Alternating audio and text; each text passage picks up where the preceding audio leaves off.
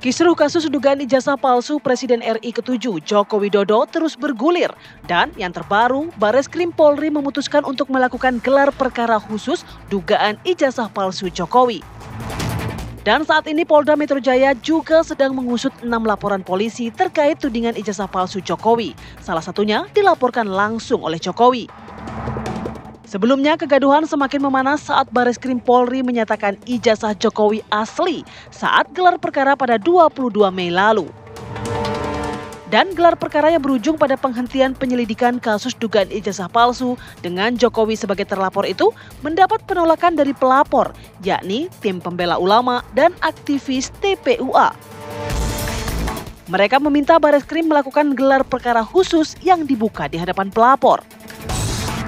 Di sisi lain, tim kuasa hukum Jokowi menilai permintaan gelar perkara khusus berlebihan. Karena menurut mereka hasil gelar perkara yang menyebut ijazah Jokowi asli sudah final. Mereka juga melihat hingga saat ini belum ada bukti-bukti baru yang bisa mematahkan hasil gelar perkara tentang keaslian ijazah Jokowi itu. Namun klaim bukti baru sebagai novum dikumandangkan kubu pelapor. Mereka meyakini kesaksian Beator Suryadi soal dugaan ijazah Jokowi dicetak di Pasar Pramuka sebagai fakta baru. Gelar perkara khusus menjadi harapan besar pelapor untuk mendapat jawaban soal ijazah yang selama ini mereka tuding palsu itu. Selain akan menghadirkan para saksi ahli, TPUA juga meminta agar ijazah Jokowi ditunjukkan dalam gelar perkara khusus nanti. Lantas, akankah gelar perkara khusus akan menghentikan kegaduhan selama ini? Tim TV One mengabarkan.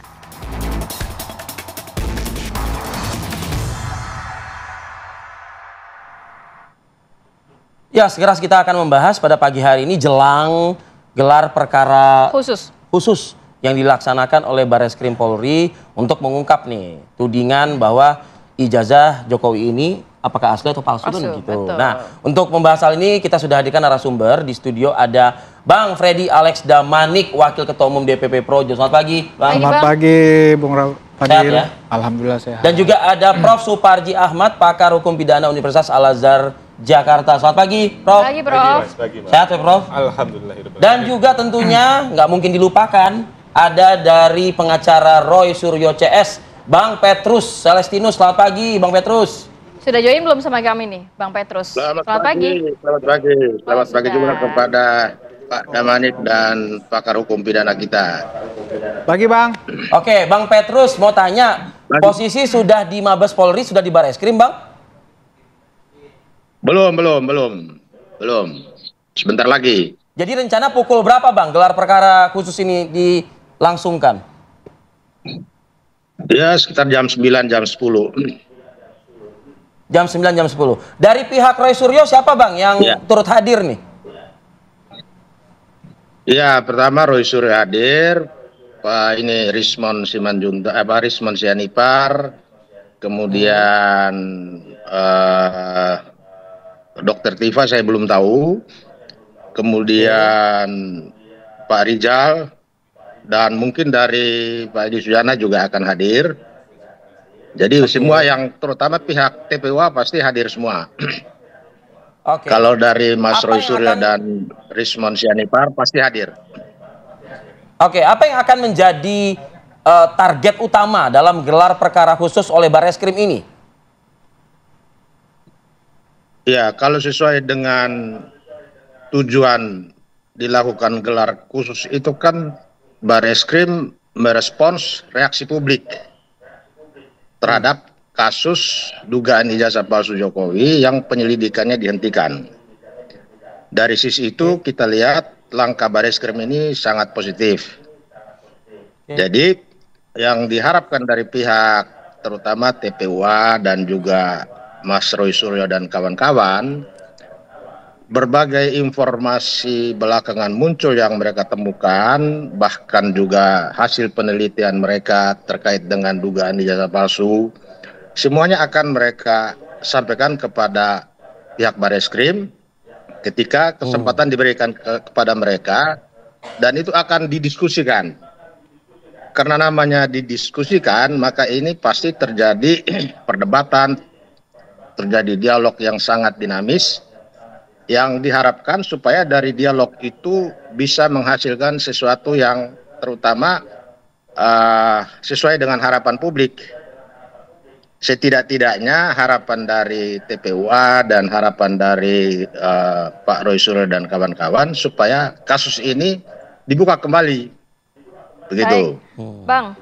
Baik, Bang Petrus, kalau berbicara mengenai Bareskrim Polri kan sebelumnya kita tahu bahwa sudah menguji ijazah dengan dokumen pembanding identik begitu. Sedangkan dari sisi Anda juga kabarnya sudah menguji ijazah teman lainnya dan ternyata hasilnya tidak identik secara digital forensik. Kebaruan apa, fakta-fakta baru apa yang nantinya akan dibawa pada hari ini? Apakah termasuk juga Universitas Pramuka UPP juga akan dibawa sebagai penguat Anda gitu? Ya, tentu informasi dari Pramuka atau Pasar Pramuka itu salah satu sumber informasi yang juga akan disampaikan hari ini. Supaya ada pengembangan ke sana. Selain hasil penelitian Roy Suryo, Rismond Sianipar, yang selama ini mereka sudah uji kemana-mana, itu yang akan disampaikan di hadapan tim gelar perkara khusus. Oke, kita bergeser sedikit ke Prof. Prof, kalau melihat sebenarnya kan dalam konteks mencari kebenaran material ya. Iya. Saat ini bagaimana sebenarnya posisi dari gelar perkara khusus ini? Apakah memang gelar perkara khusus ini nantinya hanya untuk memenuhi mekanisme saja, syarat formal saja, atau bisa juga mengungkap fakta baru nantinya? Iya, gelar perkara kan tidak sekedar memenuhi mekanisme formal, tetapi juga berusaha untuk mendapatkan hal yang substansial.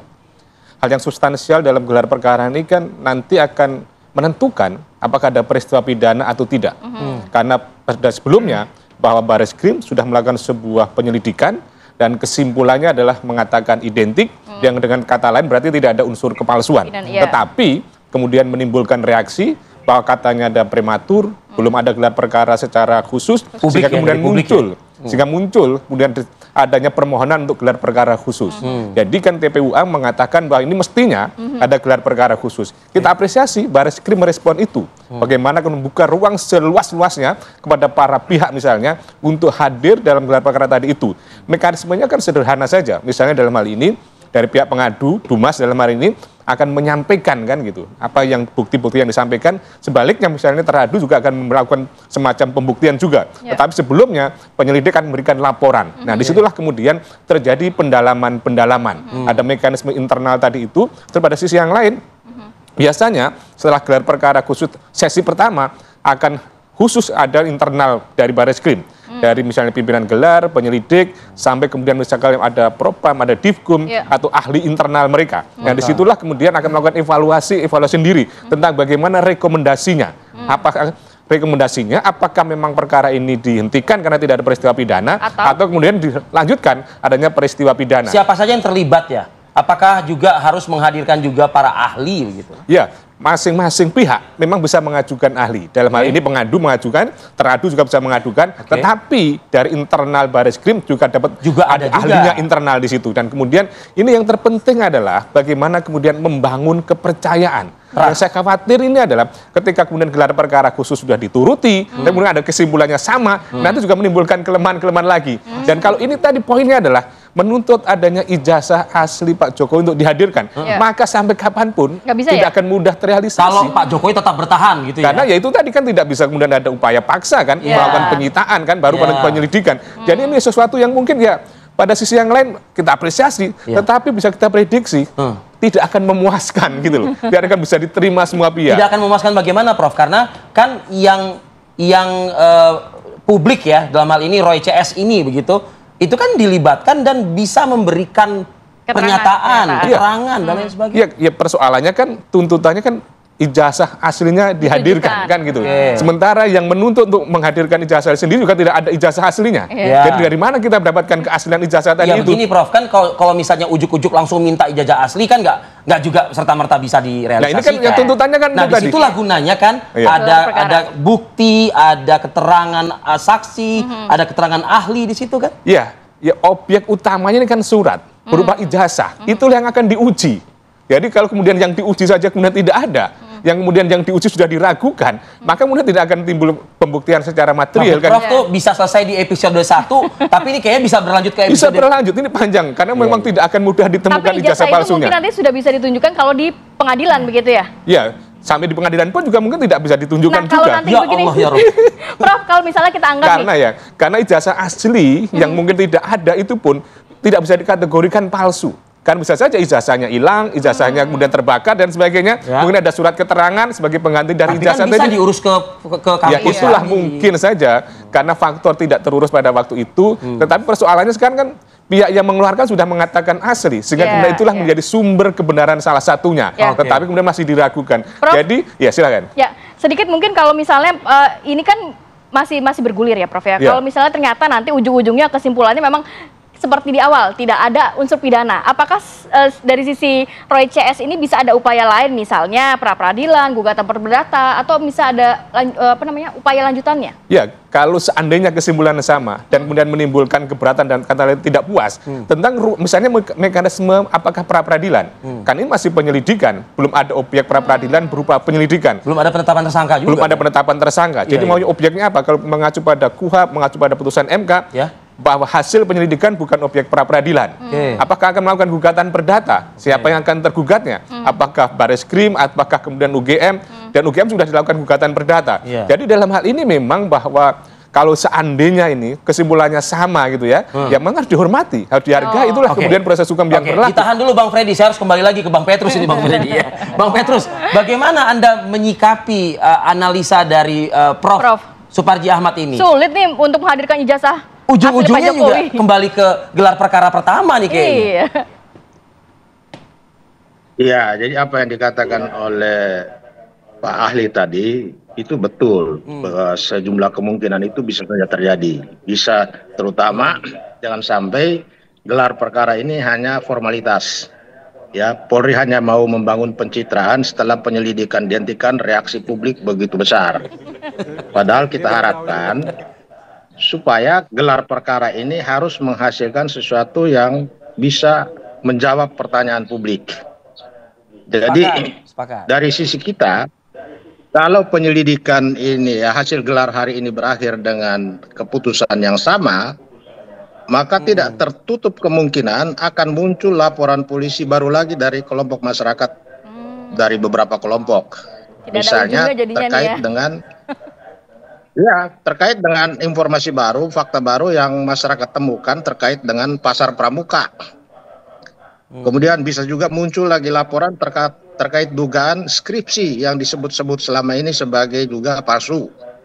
Jadi banyak langkah. Jadi menurut saya sebaiknya Bareskrim dalam gelar perkara hari ini mengakomodir semua informasi. Kemudian jangan buru-buru mengambil keputusan untuk menyatakan penyelidikan dihentikan, tetapi lebih baik dikembangkan.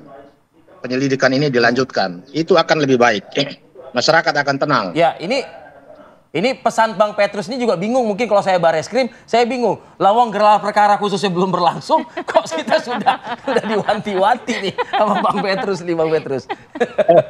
Dalam gelar perkara khusus itu kan kemungkinannya kan ya ada beberapa ya, bisa penyelidikan dibuka kembali atau tetap dengan keputusan seperti kemarin, karena kewenangan kan ada di tangan penyelidik Bareskrim.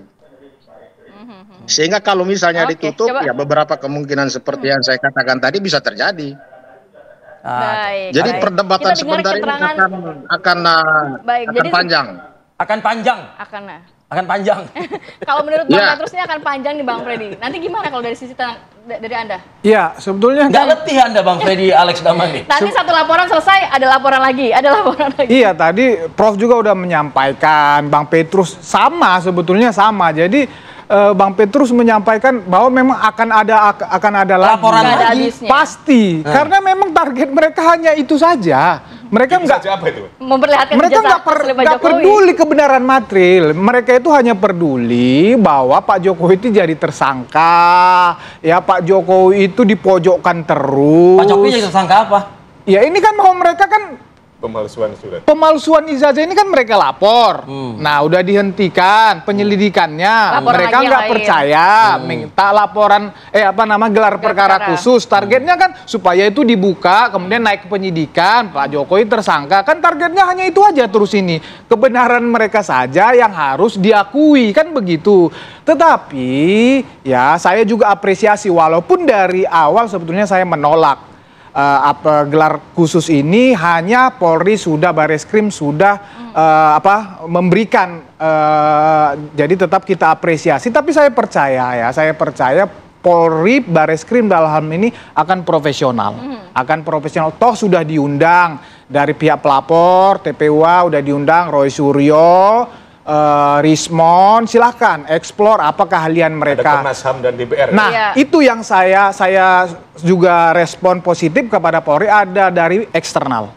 Ada Komnas HAM, ada DPR, ada Ombudsman juga di sini, ada Kompolnas. Nah, inilah nanti dari pihak eksternal ini, ya, dari pihak eksternal yang menjadi, katakanlah tanda kutip, menjadi saksi yang bisa juga berbicara nanti ke publik, ke masyarakat, karena ini tidak terbuka untuk DPR publik. Sebagai wakil rakyat. Ya, DPR sebagai wakil rakyat, nanti dari mereka-mereka inilah, dari mereka-mereka ini nanti publik bisa mengetahui lebih objektif. Jadi Anda yakin bahwa hasilnya akan sama saja begitu ya? Saya 100% yakin, sebagaimana mungkin beliau tadi, kalau beliau menduga, kalau saya yakin ini memang sudah Polri, Bareskrim sudah melakukan dengan profesional. Kalau Anda yakin, kalau misalnya Bang Petrus menduga, lantas kemana dong suara aspirasi publik yang menginginkan transparansi, yang menginginkan keadilan gitu loh? Ya, kemana lagi gitu loh?